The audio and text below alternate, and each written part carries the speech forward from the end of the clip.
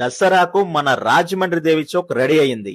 విద్యుత్ దగదగలతో మెరిసిపోతుంది. చూడండి, దేవి చౌక్ అందాలను తమ ఫోన్లలో బంధిస్తున్నారు. మరికొందరు వీడియో కాల్ ద్వారా ఇక్కడ దృశ్యాలను చూపిస్తున్నారు. మేము కూడా మా ఫాలోవర్స్ కోసం వీడియో తీసాం, చూసేయండి.